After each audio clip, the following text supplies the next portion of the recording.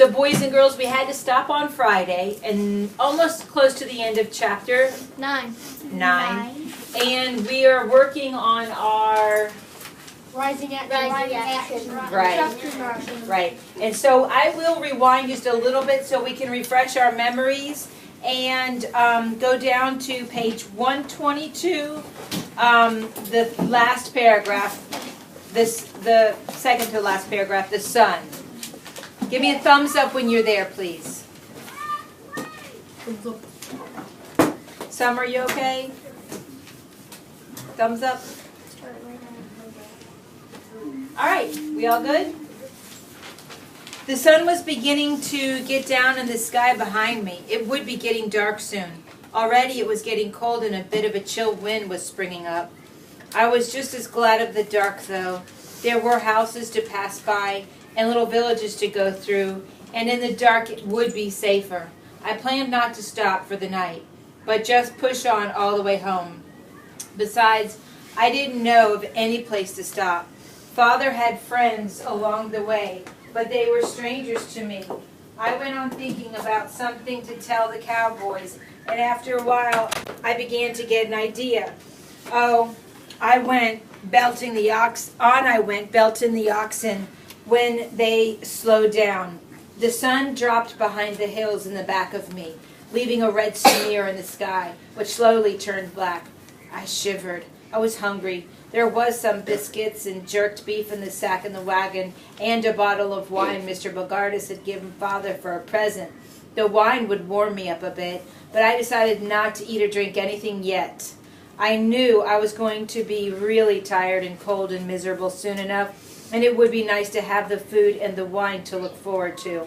I was thinking about the wine when I saw the Cowboys.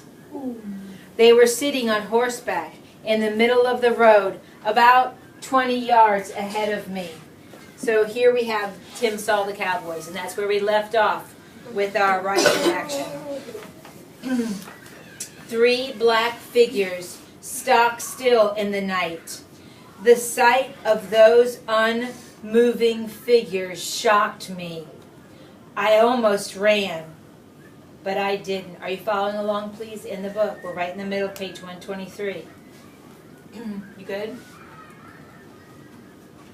But I didn't. Instead, I slapped the oxen on their rumps as if I hadn't any worries about who was standing in the middle of the road.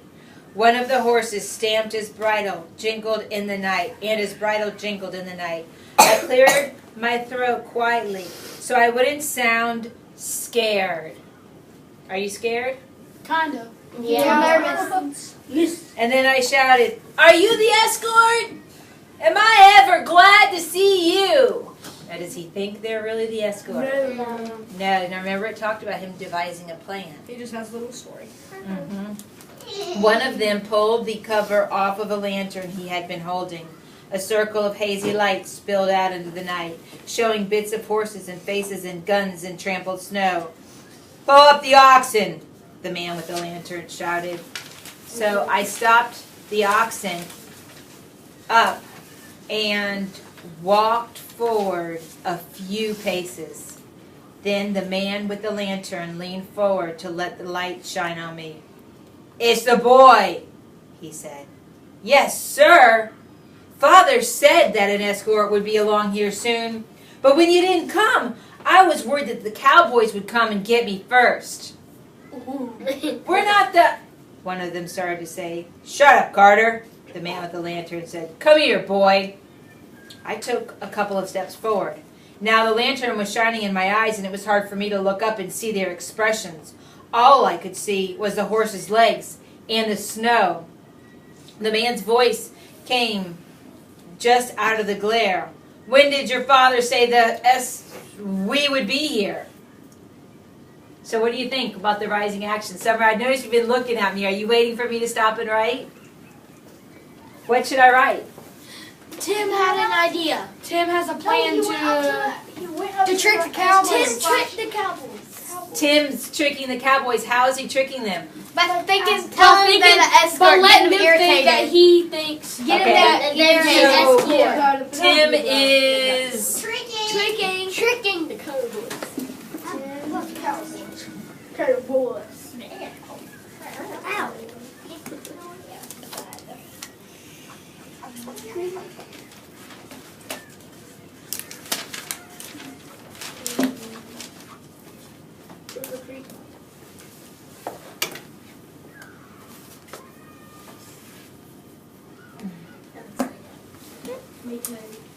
He's trying to irritate him because He figured you'd be here an hour ago. I'm in the middle of 124. Hold on. It's he figured. That's how the paragraph starts with quotations. That's why I was so worried. He told me not to worry, but I couldn't help it. He said that when the shooting started to fall flat and I'd be all right. So by saying that, what is he letting them know? The escorts coming are going to have what? Guns. Guns, right? So they feel more scared, worried, threatened, knowing that people might be coming that could kill them, right? Oh. They have guns. Again, he's tricking them, right? Okay. He said when the shooting started to fall flat and I'd be all right. I paused. I thought there'd be more of you, though. Father said there'd be at least a half a dozen men in the escort. Isn't that clever? Yeah. He said just fall flat when the shooting started. Like, really? Like it's gonna, the full-blown fuselage. Is that the word? Yeah. Of fire. Fuselage. Fire. There was silence, and then one of the others said, I don't like this. It sounds like an ambush. And the man with the lantern swung around a bit to face him. Are you going to be scared off by a boy's story? What, sir? I said. Never mind, boy. Do you have anything to eat, sir? Shut up, boy. I don't like this. Let's go. The man raised the lantern to look at the others, and now I could see their faces a little. Oh, they looked tough. Unshaven and dirty, wearing swords and pistols and muskets tucked in behind their saddles. Are both of you going to be scared off by a boy's story? He snarled. I still don't like it. How do you know it's just a story? Stop being a couple of old women. It isn't worth the risk, Judson. Let's leave. Not worth the risk? There's 100 pounds worth of stuff in that wagon. Judson, stealing rum is a hanging matter. I don't want to. And just then, a dog barked in the distance.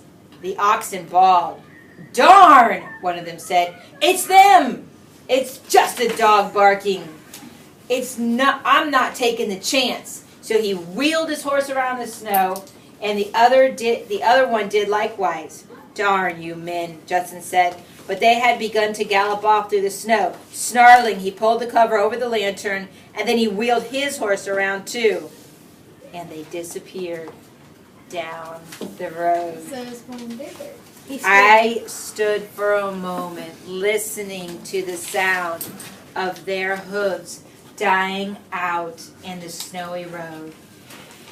And then I began to laugh and to cry all at once. My hands shook so hard I dropped my stick and my knees were so weak I could hardly walk.